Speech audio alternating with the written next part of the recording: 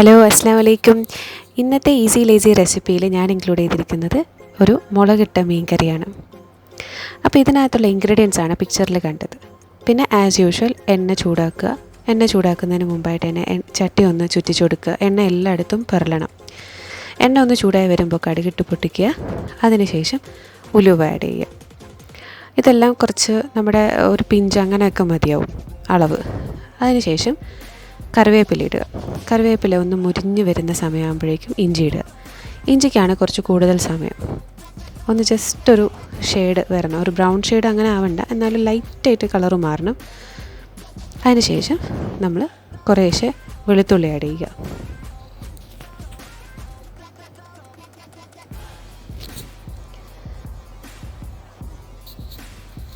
വെളുത്തുള്ളി ആഡ് ചെയ്തതിന് ശേഷം അതും ഒരു ഇഞ്ചിൻ്റെ പകുതി സമയം മതി. ഇഞ്ചി വഴറ്റാൻ എടുത്തതിൻ്റെ ഒരു പകുതി സമയം വെളുത്തുള്ളിക്കും. അതും ഒന്ന് വഴറ്റി വരുമ്പോഴേക്കും പച്ചമുളക് അതിലും പകുതി മതി. നമ്മൾ ഒരുപാട് നേരിട്ട് എല്ലാം വഴറ്റും. അത്രയ്ക്കൊന്നും ആവശ്യം നമുക്ക് മീൻകറിക്കില്ല, പെട്ടെന്ന് ചെയ്തെടുക്കാവുന്നതേ ഉള്ളൂ. അപ്പോൾ ഇതിനകത്ത് പച്ചമുളക് നല്ല മുരിഞ്ഞ് വരുമ്പോഴേക്കും നമ്മുടെ സവാള ആഡ് ചെയ്യുക. സവാള ഈസി ആയതുകൊണ്ടാണ് ഞാൻ പെട്ടെന്ന് അത് ചെയ്തത്. അതല്ല, ചെറുള്ളി കുറച്ചുകൂടെ സമയം നിങ്ങൾക്ക് ഉണ്ടെങ്കിൽ ചെറുള്ളി ആഡ് ചെയ്യുന്നതാണ് ടേസ്റ്റ് കൂടുതൽ. അപ്പോൾ ചെറുള്ളി ആണെങ്കിൽ ഒരു 8 എണ്ണം അല്ലെങ്കിൽ ഒരു 10 എണ്ണം. ചെറുള്ളിക്കാണ് ടേസ്റ്റ് കൂടുതൽ. ഇപ്പോൾ സവാള ഒന്ന് പെട്ടെന്ന് ബ്രൗൺ കളർ ആവണം എന്നൊന്നുമില്ല. അപ്പോൾ ശകലം ഒന്ന് വഴറ്റാൽ മതി, ബ്രൗൺ ഒന്നും ആവണ്ട. അതിന് വേണ്ടി നമുക്ക് കുറച്ച് ഉപ്പൊക്കെ ആഡ് ചെയ്യുമ്പോൾ പെട്ടെന്ന് അത് സോഫ്റ്റ് ആവും. ശരിക്കും ഒരു കളർ മാറിയാൽ ജസ്റ്റ് ഒരു സോഫ്റ്റ് ആയാൽ മതി. അതിനുശേഷം നമ്മൾ തീ കുറച്ച് വെച്ചിട്ട് വേണം പൊടികൾ ആഡ് ചെയ്യാൻ. അതിൽ മുളക് പൊടി ആഡ് ചെയ്യുക. മുളക് പൊടി ആവശ്യത്തിന് മതി. അതിൻ്റെ 4/1 മല്ലിപ്പൊടി.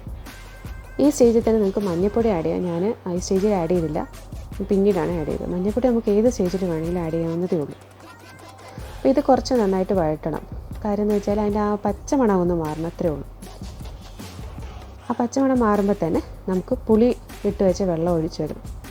ഞാനത് കാണിക്കാൻ വിട്ടുപോയിട്ടാം. പുളിവെള്ളം, തക്കാളി, മീൻ ഇതെല്ലാം ഒഴിച്ച് വെക്കുക. എന്നിട്ട് ഹൈ ഫ്ലെയിം ആയിരിക്കണം. നല്ല തിളച്ച് വരുമ്പോഴേക്കും ഒന്ന് ചുറ്റിച്ചു കൊടുക്കുക. നല്ല മേൽഭാഗമൊക്കെ കറിയൊന്നും ആയിട്ടില്ല. അപ്പോൾ അതിന് വേണ്ടിയിട്ട് വേണമെങ്കിൽ നമുക്ക് മീനിനെ തന്നെ അങ്ങോട്ടും ഇങ്ങോട്ടും കുറച്ചൊക്കെ മറിച്ചെന്നിടാം. പതുക്കെ ഇതെല്ലാം ചെയ്യാവൂ. അതല്ല, കുറച്ച് വെള്ളം കൂടുതൽ ആഡ് ചെയ്തിട്ട് പതുക്കെ വറ്റിച്ചെടുത്താലും കുഴപ്പമില്ല. ഞാൻ കുറച്ച് വെള്ളം ആഡ് ചെയ്തിട്ടുള്ളൂ.